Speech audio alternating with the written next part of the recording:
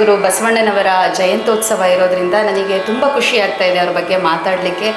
ನನ್ನ ಮಾಡರ್ನೈಸೇಷನ್ ಅನ್ನೋ ಪದ ಏನಿದೆಲ್ಲ ಅದಕ್ಕೆ ಬಸವಣ್ಣನವರ ಎಲ್ಲ ವಿಚಾರಧಾರೆಗಳನ್ನ ಸುಲಭವಾಗಿ ತೊಗೊಂಡು ಹೋಗ್ಬೋದು. ಎಲ್ಲರಿಗೂ ಶರಣಾರ್ಥಿ. ಬಸವಣ್ಣನವರು ಅಂದ ತಕ್ಷಣ ನೆನಪಾಗೋದು ಕಾಯಕವೇ ಕೈಲಾಸ. ಗುಡಿಯೊಳಗಾಗಿ ನಡೆಯದಿದ್ದರೆ ಕೂಡಲ ಸಂಗಮ ದೇವ ಎಂತೊಲಿವನಯ್ಯ. ಸ್ತ್ರೀ ಸ್ವಾತಂತ್ರ್ಯ, ಸ್ತ್ರೀ ಸಮಾನತೆ, ಇವತ್ತು ಈಕ್ವಾಲಿಟಿ ಬಗ್ಗೆ ಮಾತಾಡ್ತೀವಿ ನಾವು.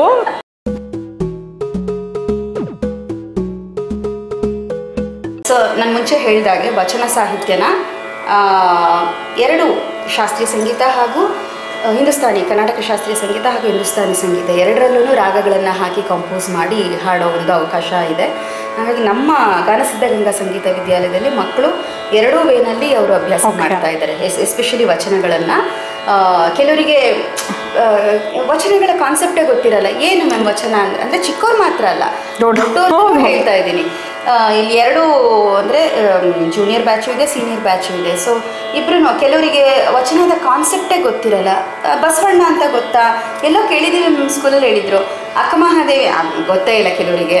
ಇನ್ನು ಸುಮಾರು ವಚನಕಾರರ ಇಂಟ್ರೊಡಕ್ಷನ್ ಸಹಿತ ಆಗಿದೆ. I have to mention this. ನಾನು ಇತ್ತೀಚೆಗೆ ಯಾವುದೋ ಒಂದು ರೀಲ್ಸಲ್ಲಿ ನೋಡ್ತಾ ಕಂಗನಾ ರನಾವತ್ ಬಾಲಿವುಡ್ ಆ್ಯಕ್ಟ್ರೆಸ್ಗೆ ಕೇಳ್ತಾರೆ, ನೀವು ಯಾರಾದರೂ ಹೆಣ್ಣನ್ನು ರೋಲ್ ಮಾಡೆಲ್ ಆಗಿ ನೋಡ್ಬೋದು ಅಂದರೆ ಯಾರನ್ನು ನೋಡ್ತೀರಾ ಅಂತ. Shocking answer. ಅಂದರೆ ಕನ್ನಡದವ್ರು ನಾವು ನೋಡೋದಕ್ಕೆ ಆಕೆ ಹೇಳ್ತಾರೆ, ಕನ್ನಡದಲ್ಲಿ ಒಬ್ರು ವಚನಗಾರ್ತಿ ಇದ್ರು ಗೊತ್ತಾ, ಅಕ್ಕಮಹಾದೇವಿ ಅಂತ. ನಾನು ಆಕೆನ ತುಂಬ ಅಡ್ಮೈರ್ ಮಾಡ್ತೀನಿ. ಆಕೆಗೆ ಯಾರೋ ಒಂದು ಅದೇ ಅವಳು ರಾಜನನ್ನು ವರೆಸ್ಬೇಕಾಗಿರುತ್ತೆ. ಸೊ ಆವಾಗ ಏನಾಗುತ್ತೆ, ನಿನಗೆ ರಾಜ ಆದರೆ ಒಡವೆ ವಸ್ತ್ರ ಕೊಡಿಸ್ತಾನೆ, ಬಟ್ಟೆ ಏನು ಊಟ ತಿಂಡಿ ನಿನ್ಗೇನು ಸೌಕರ್ಯ ಬೇಕೆಲ್ಲಾನು ರಾಜ ನೋಡ್ಕೊತಾನೆ. ಅದನ್ನು ಬಿಟ್ಬಿಟ್ಟು ನೀನು ಯಾರೋ ಚನ್ನಮಲ್ಲಿಕಾರ್ಜುನನ ಹಿಂದೆ ಹೋಗ್ತೀನಿ, ಶಿವನ ಆರಾಧನೆ ಮಾಡ್ತೀನಿ ಅಂತ ಹೇಳ್ತೇನೆ, ನಿನಗೆ ಬುದ್ಧಿ ಇಲ್ವಾ ಅಂದಾಗ ಸಭೆಯಲ್ಲಿ ತನ್ನ ವಸ್ತ್ರಗಳನ್ನು ಕಳಚಿ ಅವಳು ನಿರಾಭರಣ ಅಂದರೆ ಆಕೆ ಕೂದಲಲ್ಲೇ ತನ್ನ ದೇಹನ ಮುಚ್ಕೊಂಡು ಓಡಾಡಿದ್ದಕ್ಕೆ ಫೇಮಸ್ ಆಗ್ತಾಳಲ್ಲ, ಅದನ್ನು ಕಂಗನಾ ರನಾವತ್ ಹೇಳ್ತಾರೆ ಯಾವುದೋ ಒಂದು ಇಂಟರ್ವ್ಯೂನಲ್ಲಿ. ಸೊ ಇದು ನಮ್ಮ ಹೆಮ್ಮೆ. ಅದ್ಭುತ. ಅಕ್ಕಮಹಾದೇವಿ ಧೋರಣೆ ನನಗೆ ರೋಮಾಂಚನ. ಅಂಡ್ ಅವ್ರು ಅಲ್ಲಿವರೆಗೂ ರೀಚ್ ಆಗಿದೆ ಅಂದ್ರೆ ನಾವು ಇಲ್ಲಿದ್ದು ನಾವು ನಮ್ಮವ್ರ ಬಗ್ಗೆ ತಿಳ್ಕೊಳ್ಳಿಲ್ಲ ಅಂದ್ರೆ ನಿಜವಾಗ್ಲೂ ತಪ್ಪಾಗತ್ತೆ. ಹಾಗಾಗಿ ಅದನ್ನ ಈಗ ನಾವೇನೇ ಕಲ್ತ್ರು ಅದನ್ನ ಟ್ರಾನ್ಸ್ಫರಿಂಗ್ ಆಫ್ ದ ನಾಲೆಡ್ಜ್ ಗೊತ್ತಿರೋ ಅಷ್ಟಾದ್ರೂ ನಮ್ಮ ನೆಕ್ಸ್ಟ್ ಜನರೇಷನ್ಗೆ ಕೊಡೋದು ಅದು ನಮ್ಮ ಜವಾಬ್ದಾರಿ. ಅದನ್ನ ಮಾಡಲೇಬೇಕಾಗಿದೆ. ಹಾಗಾಗಿ ನಮ್ಮ ಅಕಾಡೆಮಿನಲ್ಲಿ ವಚನ ಸಾಹಿತ್ಯದ ಇಂಟ್ರೊಡಕ್ಷನ್ನು ಮತ್ತು ಅದರದ ಹಾಡುಗಾರಿಕೆ ಅದನ್ನ ಮಾಡ್ತೀವಿ. ಮೊನ್ನೆ ಅಕ್ಕಮಹಾದೇವಿ ಜಯಂತಿನಲ್ಲಿ ನಮ್ಮ ಮಕ್ಕಳು ಅಕ್ಕಮಹಾದೇವಿ ವಚನ ಬೆಟ್ಟದ ಮೇಲೊಂದು ಮನೆಯ ಮಾಡಿ ಅದ್ಭುತವಾಗಿ ಹಾಡಿ ಬಂದಿದ್ದಾರೆ. ಸೊ ಖುಷಿ ಆಗುತ್ತೆ ಅಂಥವೆಲ್ಲ ಮಾಡಬೇಕಾದ್ರೆ. ಅಕ್ಕಮಹಾದೇವಿಯವ್ರ ಬಗ್ಗೆ ಸಾವಿರಾರು ಅವರ ವಚನಗಳ ಮೂಲಕ ಅವರು ಎಲ್ಲರ ಮನಸ್ಸನ್ನು ಗೆದ್ದಿರುವಂತಹ ದಿಟ್ಟ ಮಹಿಳೆ. ಅದಕ್ಕೆ ಆಗಲೇ ಹೇಳಿದೆ ನಾನು, ಪುರಾಣದ ಸ್ತ್ರೀಯರು ಅವರು ಸಹಿಸಿ ಬೆಂದು ನೊಂದು ಐಡಿಯಲ್ ವುಮೆನ್ ಆದರು. ಅಕ್ಕಮಹಾದೇವಿಯವ್ರು ಹಂಗೆ ಮಾಡಲಿಲ್ಲ. ಸಹಿಸೋಷ್ಟು ಸಹಿಸಿ ಅದನ್ನು ಮೀರಿದಾಗ ಎಲ್ಲ ಕಟ್ಟಳೆಗಳನ್ನು ಒಡೆದು ಅವರಿಗೇನು ಬೇಕೋ ಅರಸುತ್ತಾ ಅದನ್ನು ಸಾಧನೆಗೈದ್ರು. ಎಲ್ಲೋ ಇಂಡಿಯನ್ ಸೊಸೈಟಿನಲ್ಲಿ ಹೆಣ್ಣು ಸಹಿಸ್ಕೊಂಡಷ್ಟು ಗ್ರೇಟ್ ಆಗ್ತಾಳೆ ಅನ್ನೋದು ಖಂಡಿತ ಅಲ್ಲ. ಅದು ನನ್ನ ಒಪಿನಿಯನ್ನು. ಸಹಿಸುವಷ್ಟು ಸಹಿಸಿ ನಮಗೇನು ಬೇಕು ಅಂತ ಅರಿವನ್ನು ಮೂಡಿಸ್ಕೊಂಡು ಆ ದಾರಿಯಲ್ಲಿ ಖಂಡಿತವಾಗಿ ಹೋಗಲೇಬೇಕು ಯಾರೇ ಆಗಲಿ. ಅದರಲ್ಲಿ ಯಶಸ್ಸನ್ನು ಕಾಣೋದು ಪ್ರಯತ್ನ ಕೂಡ ಮಾಡಬೇಕು. ಅದಕ್ಕೆ ಸಪೋರ್ಟ್ ಇದೆಯೋ ಬಿಟ್ಟಿದೆಯೋ ಬೇಕಾಗಿಲ್ಲ. ನಾವು ನಮಗೆ ಸಪೋರ್ಟ್ ಮಾಡಿಕೊಂಡು ಮುಂದುವರಿತಾ ಹೋದರೆ ಖಂಡಿತ ಯೂನಿವರ್ಸ್ ಸಪೋರ್ಟ್ ಮಾಡುತ್ತೆ. ಎಲ್ಲೋ ಒಂದು ಸ್ಲೋಗನ್ ಇದೆ, ಗಾಡ್ ಸಪೋರ್ಟ್ಸ್ ಗಾಡ್ ಹೆಲ್ಪ್ಸ್ ಹೂ ಹೆಲ್ಪ್ಸ್ ದೆಮ್ಸೆಲ್ವ್ಸ್ ಅಂತ. ಸೊ ಮೇ ಬಿ ಆ ಒಂದು ಕಾನ್ಸೆಪ್ಟ್ ಆಗಲೇ ಅಕ್ಕಮಹಾದೇವಿಗೆ ಅರಿವಾಗಿತ್ತು, ಗೊತ್ತಾಗಿತ್ತು ಅನಿಸುತ್ತೆ. ಆ ಧೋರಣೆಯಲ್ಲಿ ಅವ್ರಿಗೇನು ಬೇಕೋ ಅದನ್ನು ಅರಸುತ್ತಾ ಹೋದ. ಅಂದರೆ ನಾನು ಹೇಳ್ತಾ ಇರೋದು ನಾವು ಹಾಗೆ ಮಾಡಬೇಕು ಅನ್ನೋದಲ್ಲ, ಆ ತತ್ವನ ಪಾಲಿಸೋಣ. Be strong on what you really wanted. What you really want. ನಮಗೆ ಏನು ಬೇಕು ಅದರಲ್ಲಿ let's stand by our selves. ನಮಗೆ ಏನು ಬೇಕು ಅದು ಬೇಕಾ, ಅದ್ರದ್ದು ಟುವರ್ಡ್ಸ್ ದಟ್ ಹೆಂಗೆ ಹೋಗಬೇಕು, ಅದ್ರ ಬಗ್ಗೆ ಏನು ಮಾಡಬೇಕು ಒಂದು ಅರಿವು ಮೂಡಿಸ್ಕೊಂಡು ಮುಂದೆ ಹೋಗೋಣ. ಸಹಿಸ್ಕೊಳ್ಳೋಷ್ಟು ಸಹಿಸ್ಕೊಳ್ಳೋಣ. ಅದಕ್ಕೆ ಮೀರಿದ ಮೇಲೆ ಅದನ್ನು ಎಲ್ಲ ಧಿಕ್ಕರಿಸಿ ನಮಗೇನು ಬೇಕು ಅದನ್ನು ಮಾಡುವ ಒಂದು ನಿಟ್ಟಿನಲ್ಲಿ ನಾವು ಹೋಗೋಣ ಅನ್ನೋದಕ್ಕೆ ಅಕ್ಕಮಹಾದೇವಿ ಅಂತ ಧೀಮಂತ ಮಹಿಳೆ ಖಂಡಿತವಾಗ್ಲೂ ಸಾಕ್ಷಿ ಆಗ್ತಾರೆ. ಅದನ್ನು ನೆರವೇರಿಸಿದ್ರು ಕೂಡ ಅವರು ಆ ಒಂದು ಹರ್ಡಲ್ಸಲ್ಲಿ ಏನೇನೆಲ್ಲ ಅನುಭವಿಸಿರಬಹುದು. ಉಡುತಡಿಯಿಂದ ಶ್ರೀಶೈಲದವರೆಗೆ ಹೋಗಬೇಕಾದ್ರೆ ಏನೇನೆಲ್ಲ ಕಷ್ಟ ಕಾರ್ಪಣ್ಯಗಳನ್ನು she might have faced it. ಅಪ್ಪ ಸೊ ಹಾಗೆ ಮುಂದೆ ಹೋಗ್ತಾರೆ. ನಾದ ಪ್ರಿಯ ಶಿವನೆಂಬರು, ವೇದ ಪ್ರಿಯ ಶಿವನೆಂಬರು, ಅದು ಯಾವುದೂ ಅಲ್ಲ, ನಮ್ಮ ಶಿವ ಭಕ್ತಿ ಹಾಗೂ ಪ್ರೀತಿಯ ಒಂದು ಪ್ರಿಯ ಅವನು ಅಂತ ಬಸವಣ್ಣನವರು ಹೇಳ್ತಾರೆ. ಕೂಡಲ ಸಂಗಮ ನಿಮಿತ್ತ ಅದ್ರದ್ದೊಂದು 2 ಲೈನ್ಸ್ ಇಷ್ಟ ಹಾಡಿರ್ತೀನಿ. ಸುಮಾರು ವರ್ಷ ಆಯ್ತು, ಇದಕ್ಕೆ ನಮ್ಮ ಗುರುಗಳೇ ಏನೋ ಮ್ಯೂಸಿಕ್ ಕಂಪೋಸ್ ಮಾಡಿಬಿಟ್ಟು ಕೊಟ್ಟಿದ್ರು. ಸುಮಾರು ವರ್ಷ ಆದಮೇಲೆ ಅದನ್ನು ಹಾಡ್ತಾ ಇದ್ದೀನಿ. ನಾದ ಪ್ರಿಯನು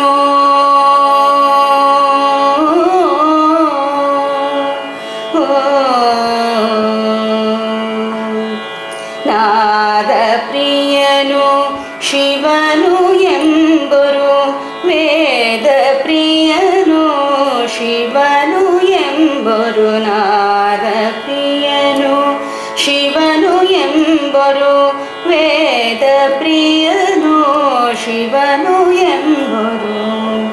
ನಾದ ಪ್ರಿಯನು ಶಿವನು ಅಲ್ಲ, ವೇದ ಪ್ರಿಯನು ಶಿವನು ಅಲ್ಲ. ನಾದ ಪ್ರಿಯನು ಶಿವನು ಅಲ್ಲ, ವೇದ ಪ್ರಿಯನು ಶಿವನು ಅಲ್ಲ. ನಾದ ಪ್ರಿಯನು ನಾದ ಪ್ರಿಯನು ನಾದ ಪ್ರಿಯನು ಶಿವನು ಅಲ್ಲ. ನಾದ ಮಾಡಿದ ರಾವಣಗೆ ಅರೆಯಾಯುಷ್ಯವಾಯಿತು, ವೇದ ಓದಿದ ಬ್ರಹ್ಮನ ಶಿರವೇ ಹೋಯಿತು. ನಾದ ಪ್ರಿಯನು ಶಿವನು ಅಲ್ಲ, ವೇದ ಪ್ರಿಯನು ಶಿವನು ಅಲ್ಲ. ಭಕ್ತಿ ಪ್ರಿಯನು ನಮ್ಮ ಕೂಡಲ ಸಂಗಮ ದೇವ, ಭಕ್ತಿ ಪ್ರಿಯನು ನಮ್ಮ ಕೂಡಲ ಸಂಗಮ ದೇವ. ನಾದ ಪ್ರಿಯನು ನಾದ ಪ್ರಿಯನು ನಾದ ಪ್ರಿಯನು ಶಿವನು ಅಲ್ಲ. ಮತ್ತೊಂದು ನನಗೆ ಪರ್ಸ್ನಲಿ ತುಂಬ ಇಷ್ಟ ಆಗುವಂಥದ್ದು ವಚನ, ಲೋಕದ ಡೊಂಕ ನೀವೇಕೆ ತಿದ್ದುವಿರಿ ಅನ್ನೋದು. ನಮ್ಮನ್ನು ನಾವು ನೋಡಿಕೊಂಡ್ರೆ ಸಾಕು, that is the best thing you can do. ನಮ್ಮನ್ನು ನಾವು ಹೆಂಗೆ ಕರೆಕ್ಟ್ ಮಾಡ್ಕೋಬೇಕು ಅನ್ನೋದಕ್ಕೂ ಒಂದಷ್ಟು ಲಿಸ್ಟನ್ನು ಹಾಕ್ಕೊಡ್ತಾರೆ. ನಾನು ಇತ್ತೀಚೆಗೆ ಕಲಬೇಡ ಕೊಲಬೇಡ ಅಂದರೆ ವಚನ ಗೊತ್ತಿಲ್ಲ ಅಂತಲ್ಲ, ನನಗೂ ಚಿಕ್ಕ ವಯಸ್ಸಿಂದ ಕೇಳಿ ಅಭ್ಯಾಸ, ಬಟ್ ಅದು ಪ್ರತಿ ಹಂತದಲ್ಲೂ ನಮ್ಗೆ ಅರ್ಥವಾಗುವಂಥ ರೀತಿ ಬೇರೆ ಇರುತ್ತಲ್ವ. ಸೊ ಐ ಸ್ಟಾರ್ಟೆಡ್ ಲಿಸ್ಟಿಂಗ್ ಏನೇನು ಮಾಡ್ತಾ ಇದ್ದೀನಿ ನಾನು ಇದರಲ್ಲಿ, ಯಾವ್ದ್ಯಾವ್ದು ತಪ್ಪನ್ನು ನಾವು ಸರಿ ಮಾಡ್ಕೋಬೇಕು, ನಮ್ಮನ್ನು ನಾವು ಅಂದರೆ ಅಂತರಂಗ ಶುದ್ಧಿ ಬಹಿರಂಗ ಶುದ್ಧಿ ಬಗ್ಗೆ ಅವ್ರು ಮಾತಾಡ್ತಾರೆ. ಸೊ ಹಾಗೆ ನೀವು ಹೇಗೆ ಬದುಕಬೇಕು, ಅದಕ್ಕೆ ಆ ಸ್ಟ್ಯಾಂಡರ್ಡ್ಸ್ ಏನು ಎಲ್ಲವನ್ನೂ ಕೊಟ್ಟಿದ್ದಾರೆ ವಚನಗಳ ಮೂಲಕ ಬಸವಣ್ಣನವರು. ಸೊ ಲೋಕದ ಡೊಂಕ ಒನ್ ಆಫ್ ಮೈ ಪರ್ಸನಲ್ ಕೂಡ, ಐ ಮೀನ್ ಎಲ್ಲ ವಚನಗಳು ಇಷ್ಟ ನನಗೆ. ಇದು ಜನಗಳಿಗೆ ತಿವಿದು ಹೇಳೋ ಅಂಥದ್ದು ಇದು. ಲೋಕದ ಡೊಂಕ ನೀವೇಕೆ ತಿದ್ದುವಿರಿ, ನಿಮ್ಮ ತನುವ ಸಂತೈಸಿಕೊಳ್ಳಿ, ನಿಮ್ಮ ಮನವ ಸಂತೈಸಿಕೊಳ್ಳಿ, ನೆರೆಮನೆಯ ದುಃಖಕ್ಕೆ ಅಳುವವರ ಮೆಚ್ಚ ಕೂಡಲ ಸಂಗಮ ದೇವ. ಅಂದರೆ ಅದರಲ್ಲಿ ಸುಮಾರು ಅರ್ಥ ಇದೆ. ಅದು ಹಾಡಿದ ಮೇಲೆ ಒಂದು ವಿಶ್ಲೇಷಣೆ ತಗೊಳ್ಳೋಣ ಅಂತ. ಇದು ನಮ್ಮ ಗಾನಸಿದ್ಧಗಂಗಾ ಅಕಾಡೆಮಿ ಸ್ಟೂಡೆಂಟ್ಸ್, ಜೂನಿಯರ್ ಸ್ಟೂಡೆಂಟ್ಸ್ ತುಂಬ ಚೆನ್ನಾಗಿ ಹಾಡ್ತಾರೆ. ನೆಕ್ಸ್ಟು ಅದಕ್ಕೆ ಅವಕಾಶ ಆದಾಗ ಖಂಡಿತ ಅವ್ರ ಕಡೆಯಿಂದ ಹಾಡಿಸ್ತೀನಿ. ಲೋಕದ ಡೊಂಕ ನೀವೇಕೆ ತಿದ್ದುವಿರಿ, ಲೋಕದ ಡೊಂಕ ನೀವೇಕೆ ತಿದ್ದುವಿರಿ, ನಿಮ್ಮ ತನುವ ಸಂತೈಸಿಕೊಳ್ಳಿ, ನಿಮ್ಮ ಮನವ ಸಂತೈಸಿಕೊಳ್ಳಿ. ಲೋಕದ ಡೊಂಕ ನೀವೇಕೆ ತಿದ್ದುವಿರಿ, ಲೋಕದ ಡೊಂಕ ನೀವೇಕೆ ತಿದ್ದುವಿರಿ. ನೆರೆಮನೆಯ ದುಃಖಕ್ಕೆ ನೆರೆಮನೆಯ ದುಃಖಕ್ಕೆ ನೆರೆಮನೆಯ ದುಃಖಕ್ಕೆ ಅಳುವವರ ಮೆಚ್ಚ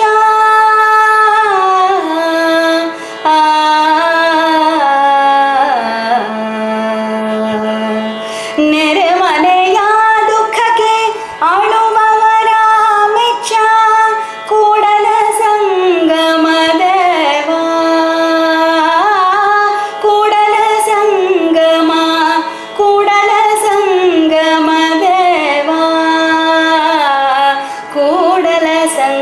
ಸಂಗಮದೇವ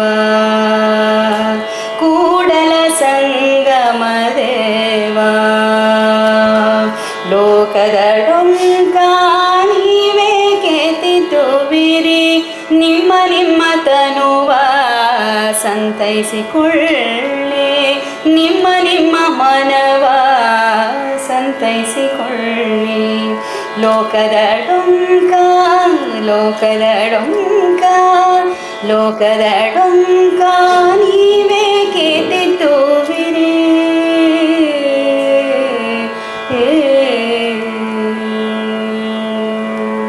ಅಂತ ಜನಗಳಿಗೆ ಬುದ್ಧಿ ಸ್ಟ್ರೇಟಾಗೆ ಹೇಳೋ ಥರ ಹೇಳ್ತಾರೆ. ಇಲ್ಲಿ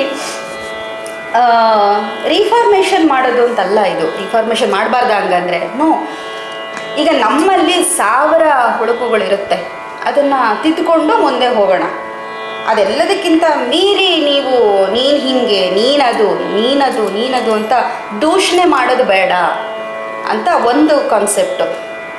ಇನ್ನೊಂದು ನೆರೆಮನೆಯ ದುಃಖಕ್ಕೆ ಅಳುವವರ, ಅಂದರೆ ಬೇರೆ ಏನೋ ತೊಂದರೆಲಿದ್ದರೆ ನಾವು ಹೋಗ್ಬಾರ್ದು ಅದು ಕಾನ್ಸೆಪ್ಟ್ ಅಲ್ಲ. ಖಂಡಿತವಾಗಿ ಹೋಗಬೇಕು, ಹೆಲ್ಪ್ ಮಾಡಬೇಕು. ಆದರೆ ದೂಷಿಸೋದನ್ನು ಖಂಡಿತವಾಗಿ ಕಂಟ್ರೋಲಲ್ಲಿ ಇಟ್ಕೋಬೇಕು. ಹೇಳೋಣ ಬುದ್ಧಿವಾದ, ಫಸ್ಟ್ ನಮ್ಮನ್ನು ನಾವು ಅರಿತುಕೊಂಡು ನಮ್ಮನ್ನು ನಾವು ಸ್ವಲ್ಪ ಮಟ್ಟಿಗೆ ನಮ್ಮ ಅರಿವು ಮೂಡೋಷ್ಟು ತಿದ್ದುಪಡಿ ಮಾಡಿಕೊಂಡು ಬೇರೆಯವರಿಗೆ ಹೇಳೋ ಒಂದು ಪ್ರಯತ್ನ ಮಾಡೋಣ ಅಂತ ಹೇಳ್ತಾ ಇದ್ದಾರೆ ಅಂತ ನನ್ನ ನಿಲುವು. ಪ್ರಪಂಚ ಹಿಂಗಿದೆ, ಪ್ರಪಂಚ ಈ ಥರ ಇದೆ, ಜನ ಹಿಂಗೆ, ಸಮಾಜ ಹಿಂಗೆ, ದೂಷಣೆ ಮಾಡೋ ಬದಲು ನಾನು ಹಿಂಗಿದ್ದೀನಿ ಫಸ್ಟು ಅಂತ ನಮ್ಮನ್ನು ನಾವು ಅರಿತುಕೊಂಡು ಆಮೇಲೆ ಬೇರೆ ವಿಚಾರಗಳನ್ನು ಮಾಡೋಣ ಅಂತ ಸ್ಟ್ರೇಟಾಗಿ ಜನಗಳಿಗೆ ಖಂಡಿಸಿ ಹೇಳೋ ಅಂಥ ಒಂದು ಅದ್ಭುತವಾದ ಮತ್ತೊಂದು ವಚನ ಇದು. ಇನ್ನೊಂದು ಹೇಳ್ತಾರೆ, ಅಂದರೆ ಈಗ ಸಾಮಾನ್ಯವಾಗಿ ಜನಸಾಮಾನ್ಯರಲ್ಲಿ ನಡೆಯುವಂಥದ್ದು ನಂಬರು ನೆಚ್ಚರು ಬರಿದೇ ಕರೆವರು. ಸೊ ಇದು ದೇವರನ್ನು ಕರೆಯೋದು ಆಗಿರಬಹುದು ಅಥವಾ ನಮ್ಮ ಬಂಧು ಬಾಂಧವರನ್ನು. ಆಮೇಲೆ ಅದಕ್ಕೆ ಇನ್ನೊಂದು ವಚನ ಇದೆ, ಒಡನೆ ನುಡಿದರೆ ಶಿರ ಹೊಟ್ಟೆ ಹೊಡೆಯುವುದೇ ಬಂದಿ ಅಂತ ಒಳಗಡೆ ಕರೆದು ಬಿಟ್ಟು ಕುಳ್ಳಿರೆಂದರೆ ನೆಲ ಕುಳಿ ಹೋಗುವುದೇ. ಸೊ ತಕ್ಷಣ ರೆಸ್ಪಾಂಡ್ ಮಾಡಿ ಮಾತಾಡಿ ಒಂದು ಆದರ ಪ್ರೀತಿಯಿಂದ ಮಾತಾಡ್ಸಿದ್ರೆ ನಿಮ್ಗೇನಾದ್ರು ಆಗತ್ತಾ ಅಂತ ಕೇಳ್ತಾರೆ. ಅಂದರೆ ಹಾಸ್ಪಿಟಾಲಿಟಿ ಬಗ್ಗೆ ಮಾತಾಡ್ತಾ ಹೋಗ್ತಾರೆ ಬಸವಣ್ಣನವರು. ಅದ್ಭುತ ವಚನಗಳು, ಒಂದೊಂದು ನುಡಿಮುತ್ತುಗಳಿದ್ದ ಹಾಗೆ. ನಂಬರು ನೆಚ್ಚರು ಅದನ್ನು ಹೇಳ್ತಾರೆ ಅವರು. ಅದೊಂದು ಜಸ್ಟ್ 2 ಲೈನ್ಸು. ನಂಬರು ನೆಚ್ಚರು ಬರಿದೆ ಕರೆಬರು, ನಂಬರು ನೆಚ್ಚರು ಬರಿದೆ ಕರೆಬರು, ನಂಬಲರಿಯರಿ ಲೋಕದ ಮನುಜರು, ನಂಬಲರಿಯರಿ ಲೋಕದ ಮನುಜರು, ನಂಬರು ನೆಚ್ಚರು ಬರಿದೆ ಕರೆಬರು. ನಂಬಿ ಕರೆದಡೆ ಓ ಎನ್ನನೇ ಶಿವನು, ನಂಬಿ ಕರೆದರೆ ಓ ಎನ್ನನೇ ಶಿವನು, ನಂಬದೆ ನೆಚ್ಚದೆ ಬರಿದೆ ಕರೆವರ, ನಂಬದೆ ನೆಚ್ಚದೆ ಬರಿದೆ ಕರೆವರ, ಕೊಂಬ ಮೆಟ್ಟಿ ಕೂಗೆಂದನೋ ಕೂಡಲ ಸಂಗಮ ದೇವಾ, ಕೂಡಲ ಸಂಗಮ ದೇವಾ, ನಂಬರು ನೆಚ್ಚರು, ನಂಬರು ನೆಚ್ಚರು, ನಂಬರು ನೆಚ್ಚರು ಬರಿದೆ ಕರೆಬರು. ಸೊ ನಂಬಿ ಕರೆದ್ರೆ ಮಹಾಶಿವ ಸಾಕ್ಷಾತ್ಕಾರ ಮಾಡ್ತಾನೆ. ನಂಬಬೇಕು, ಆ ಪ್ರಾಸೆಸ್ನ ನಂಬಬೇಕು, ನಮ್ಮನ್ನು ನಾವು ನಂಬಬೇಕು ಅಂತ ಹೇಳ್ತಾ ಹೋಗ್ತಾರೆ. ನಾವಿವತ್ತು ಯೂನಿವರ್ಸ್ ಕನ್ಸ್ಪೈರ್ ಆಗುತ್ತೆ, you have to believe system ನಿಮ್ದು ಎಷ್ಟು ಸ್ಟ್ರಾಂಗ್ ಆಗಿದೆ ಅಷ್ಟು ನೀವು ಮ್ಯಾನಿಫೆಸ್ಟ್ ಮಾಡ್ತಿದ್ದೆ ಅಂತ ಇವತ್ತು ಮಾತಾಡ್ತಿದ್ದೀವಿ. So it was already told. ನೀನು ಸುಮ್ಮನೆ ಶಿವ ಅನ್ನೋದಲ್ಲ, ನಿನ್ನ ಬರ್ತಾರೆ ಶಿವ ಅಂತ ನಂಬಿಕೆಯಿಂದ ಬರ್ತಾರೆ ಅಂತ ಅವ್ರು ಹೇಳಿರೋದು. ಅಂದರೆ ಅದು ಮೂರ್ತಿ ಪೂಜೆಯನ್ನು ಅವರು ಖಂಡಿಸಿದ್ರು. ಕರೆಕ್ಟ್, ಮೂರ್ತಿ ಪೂಜೆಯನ್ನು ಖಂಡಿಸಿದ್ರು. ಯಾವುದೋ ಒಂದು ಆಕಾರದಲ್ಲಿದ್ದಾನೆ ಪರಮಾತ್ಮ ಅಥವಾ ದೇವರು ಅನ್ನೋದೊಂದು ಅದನ್ನು ಖಂಡಿಸಿದ್ರು. ಇಷ್ಟಲಿಂಗ ಪೂಜೆ ನಮಗೆ ಹೆಂಗೆ ಇಷ್ಟನೋ ನಾವು ಅದನ್ನು ಮಾಡ್ಕೋತೀವಿ, ಅದನ್ನು ನಮ್ಮ ಹೃದಯದ ಹತ್ರ ಅದನ್ನು ಯಾವಾಗಲೂ ನಾವು ಇಟ್ಕೋತೀವಿ ಇಷ್ಟಲಿಂಗನ ಅಂತ. ಅದೊಂದು ಕಾನ್ಸೆಪ್ಟನ್ನ ತೊಗೊಂಬಂದರು. ಅದ್ಭುತವಾದ ಕಾನ್ಸೆಪ್ಟ್ ಇಷ್ಟಲಿಂಗ ಪೂಜೆ. ಆ ಕಾನ್ಸೆಪ್ಟೇ ಎಷ್ಟು ಇಷ್ಟ. ನಮ್ಮ ಕರಸ್ಥಳದಲ್ಲಿ ಇಟ್ಕೊಂಡು ನಮ್ಮ ಇಷ್ಟಲಿಂಗನ ನಾವು ಪೂಜೆ ಮಾಡ್ಕೋತೀವಿ. ಸೊ ಅದನ್ನ ನಿನಗೆ ಸಮಯ ಆದಾಗ ಮಾಡ್ಕೋ, ನಿನಗೆ ಇಷ್ಟ ಆದಾಗ ಮಾಡ್ಕೋ, ನಿಂಗೆ ಬೇಕಾದ ಸರಿ ಮಾಡ್ಕೋ. It is up to you. ಆಮೇಲೆ ನಿನಗೆ ಅರ್ಥವಾಗುವಂಥ ರೀತಿನಲ್ಲಿ, ನಿನಗೆ ಇಷ್ಟ ಆಗುವಂಥ ರೀತಿನಲ್ಲಿ ಇದಿದ್ದು ಪೂಜೆಗೆ ಇದಿದು ಕ್ರಮ, ಇದೇ ಥರ ನೀನು ಪೂಜೆ ಮಾಡಬೇಕು, ಈ ಎಲ್ಲವನ್ನ ಖಂಡಿಸಿ ಮುಂದೆ ಹೋದಂತಹ ಕಾನ್ಸೆಪ್ಟ್ ಅವರು ಇಷ್ಟಲಿಂಗ ಪೂಜೆನ ತಗೊಂಡು ಬಂದದ್ದು. ಸೊ ಅದೇ ಹೇಳಿದ್ನಲ್ಲ, ಎಷ್ಟು ಮಾತಾಡಿದ್ರು ಅದು ಕಡಿಮೆ. ಅದು ಗೋಸ್ ಆನ್ ಆ್ಯಂಡ್ ಅದು ನನಗೆ ಎಸ್ಪೆಷಲಿ ತಿಳಿದಂಥ ಅಲ್ಪ ಸ್ವಲ್ಪ ಮಾಹಿತಿಗಳನ್ನು ಒಗ್ಗೂಡಿಸಿ ಹೇಳೋ ಒಂದು ಚಿಕ್ಕ ಪ್ರಯತ್ನ ನಾನು ಮಾಡ್ತಾ ಇದ್ದೀನಿ. ತುಂಬ ಅದ್ಭುತವಾಗಿ ಹೇಳ್ತಾರೆ. ಆಮೇಲೆ ಹಾಡಿದೊಡೆ ಎನ್ನೊಡೆಯನ ಹಾಡುವೆ, ಇದು ನನ್ನ ವಚನ ಗಾಯನದಲ್ಲಿ ಯೂಶಲ್ ಆಗಿ ನಾನು ಇದನ್ನು ಹಾಡೇ ಹಾಡ್ತೀನಿ. ಅದರಲ್ಲಿ ಒಂಥರ ಹೆಣ್ಣಿನ ನಿವೇದನೆನೂ ಇದೆ ಅಲ್ಲಿ. ಆಮೇಲೆ ಅವರು ಎಲ್ಲ ಕಡೆ ಏನು ಹೇಳ್ತಾರೆ, ನಾನು ಬಡವ ಅಂತ ಹೇಳ್ತಾರೆ.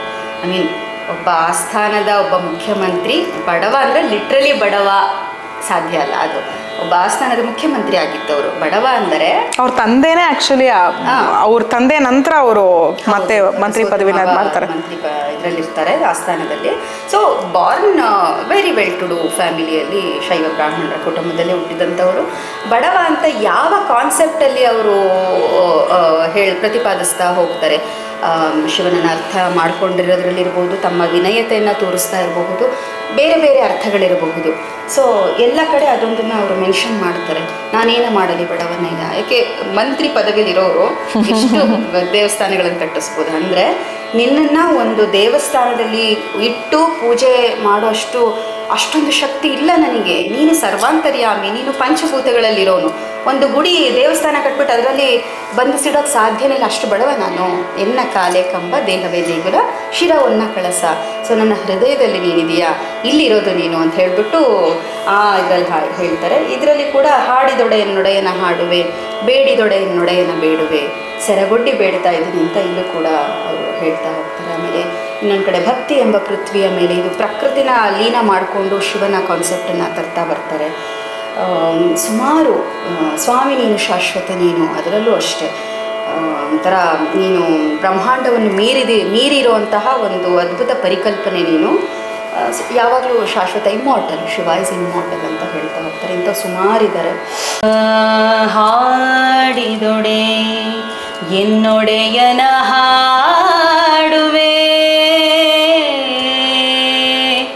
ಬೇಡಿದೊಡೆ ಎನ್ನೊಡೆಯನ ಬೇಡುವೆ,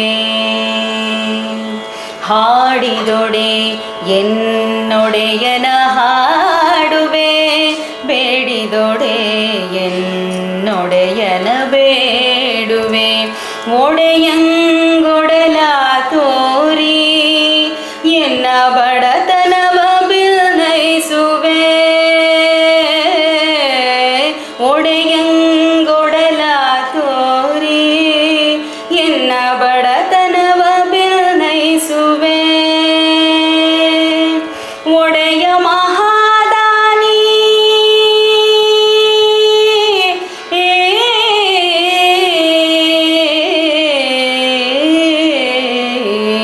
ಒಡೆಯ ಮಹಾದಾನಿ ಕೂಡಲ ಸಂಗಮ, ಒಡೆಯ ಮಹಾದಾನಿ ಕೂಡಲ ಸಂಗಮ, ದೇವರಿಗೆ ಸೆರಗೊಡ್ಡಿ ಬೇಡುವೆ, ದೇವರಿಗೆ ಸೆರಗೊಡ್ಡಿ ಬೇಡುವೆ, ಹಾಡಿದೊಡೆ ಎನ್ನೊಡೆಯನ ಹಾಡುವೆ, ಬೇಡಿದೊಡೆ ಎನ್ನೊಡೆಯನ ಬೇಡುವೆ, ಒಡೆಯನ ಹಾಡುವೆ, ಒಡೆಯನ ಬೇಡುವೆ.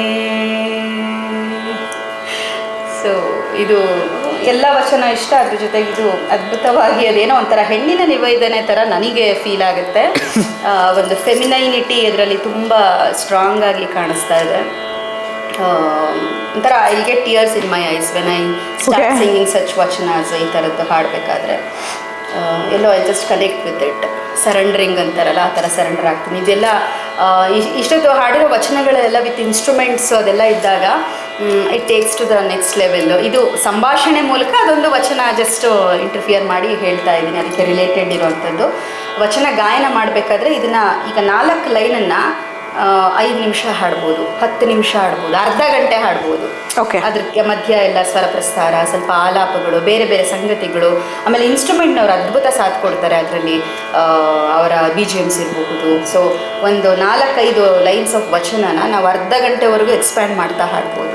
ಸೊ ಅಂತಹ ಒಂದು ಅದ್ಭುತವಾದಂತಹ ಕಾಂಪೋಸಿಷನ್ಸ್ ಕನ್ನಡದಲ್ಲಿದೆ ಅಂದರೆ ಎಷ್ಟು ಸಂಪದ್ಭರಿತವಾಗಿದೆ, ಅದನ್ನು ನಾವು ಎಷ್ಟು ಚೆನ್ನಾಗಿ ಬಳಸ್ಕೋಬೋದಲ್ಲ ಅಂತ ನನಗೆ ಅನ್ನಿಸ್ತಾ ಇದೆ. ದಾಸ ಸಾಹಿತ್ಯ ಒಂದು ಕಡೆ ಇದೆ, ವಚನ ಸಾಹಿತ್ಯ ಒಂದು ಕಡೆ ಇದೆ, ನಮ್ಮ ಜನಪದ ಸಾಹಿತ್ಯ ಒಂದು ಕಡೆ ಇದೆ, ಭಾವಗೀತೆಗಳು ಒಂದು ಕಡೆ ಇದೆ, ಕರ್ನಾಟಕ ಕ್ಲಾಸಿಕಲ್ ಮ್ಯೂಸಿಕ್ ಒಂದು ಕಡೆ ಇದೆ.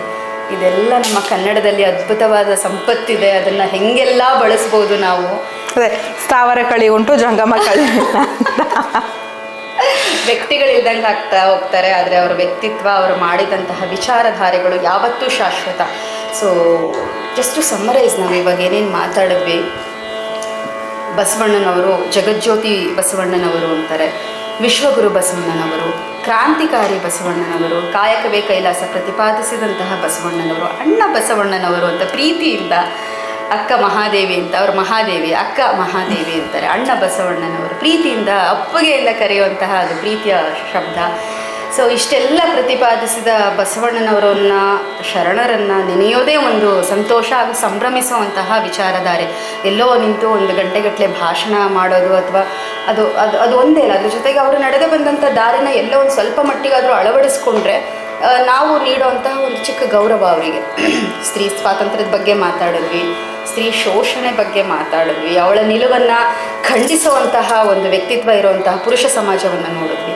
ಸೊ ಇದೆಲ್ಲದರ ಜೊತೆಗೆ ಅವಳನ್ನು ಪ್ರೀತಿಸೋ ಒಂದು ಗುಣನೂ ಇಟ್ಕೋಬೇಕು ಅಂತ ಅದನ್ನು ಹೇಳ್ತಾರೆ ಅವರು. ಸತಿಪತಿ ಭಾವ ಅಥವಾ ಪ್ರೀತಿಯಿಂದ ಬೆರೆತ ಜೀವಗಳಲ್ಲೇ ಮಹಾಶಿವ ಇರೋದು ಅಂತ ಅದನ್ನು ಪ್ರತಿಪಾದಿಸ್ತಾರೆ.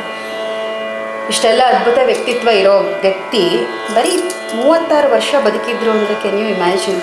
ಇಷ್ಟರಲ್ಲಿ ಇಷ್ಟೆಲ್ಲ ಸಾಧನೆಗಳನ್ನು ಮಾಡಿದ್ರು, ಬರೀ 36 ವರ್ಷ. No words. ಅದೇ ನೋ ವರ್ಡ್ಸ್.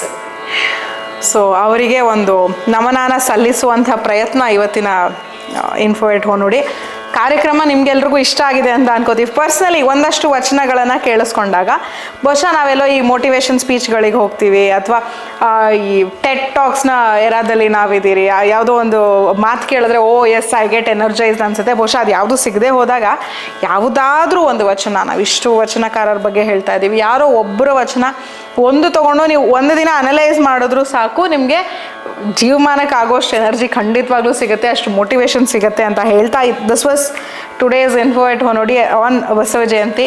ನಮ್ಮ ಜೊತೆ ಇದ್ರು ಗೀತಾ ಬತಾದ್ ಮೇಡಮ್ ಅವರು. Thank you so much. ಇಷ್ಟು ಅದ್ಭುತವಾಗಿ ನಮಗೆ ಆಯಿತು. ಪ್ರತಿ ಸತಿ ನಿಮ್ಮ ಜೊತೆ ಮಾತಾಡಬೇಕಾದ್ರೆ, ಡಿಸ್ಕಷನ್ಸ್ ಮಾಡಬೇಕಾದ್ರೆ, ವಿಚಾರಧಾರೆಗಳನ್ನು ಹಂಚ್ಕೋಬೇಕಾದ್ರೆ ಎಲ್ಲೋ ಒಂದು ಕಡೆ ನಾವು ಎಲ್ಲೋ ಮರೆತಿರ್ತೀವಿ. ಅದನ್ನು ಮತ್ತೆ ಒಗ್ಗೂಡಿಸಿ ಮೀಡಿಯಾ ಮುಂದೆ, ಜನಗಳ ಮುಂದೆ ಅದನ್ನು ತಗೊಬರೋ ನಿಮ್ಮ ಪ್ರಯತ್ನಕ್ಕೆ ನನ್ನ ವಂದನೆಗಳು. ಇದೇ ಪ್ರೀತಿ ಯಾವತ್ತಿಗೂ ಮುಂದುವರಿಲಿ ಅಂತ ಕೇಳ್ಕೊತೀನಿ. ಎಲ್ರಿಗೂ ಮತ್ತೊಮ್ಮೆ ಜಗಜ್ಯೋತಿ ಬಸವೇಶ್ವರರ ಜಯಂತಿಯ ಶುಭಾಶಯಗಳು. ಅವರನ್ನು ಬರೀ ಆರಾಧಿಸದೆ ಅವರ ತತ್ವಗಳನ್ನು ಸ್ವಲ್ಪ ಮಟ್ಟಿಗಾರು ಜಾರಿಗೊಳಿಸಿ ಅದರ ಮೂಲಕ ನಡೆಯುವಂತಹ ಒಂದು ಪ್ರಯತ್ನನ ಮಾಡೋಣ ನಾವೆಲ್ಲ ಸೇರಿ. ನಮಸ್ಕಾರ. ಇದಾಗಿತ್ತು ಇವತ್ತಿನ ಇನ್ಫೋ ಎಟ್ ಹೊನ್ನೋಡಿ. ಇವತ್ತಿನ ಕಾರ್ಯಕ್ರಮ ನಿಮಗೆ ಇಷ್ಟ ಆಗಿದ್ರೆ, ಏನಾದರೂ ಮಾಹಿತಿಯನ್ನು ಕೊಟ್ಟಿದ್ರೆ, ಯಾವುದೇ ರೀತಿಯಲ್ಲಿ ಸಹಾಯ ಮಾಡಿದರೆ ಅಲ್ಲಿಗೆ ನಮ್ಮ ಕೆಲಸ ಮುಗ್ದ ಹಾಗೆ.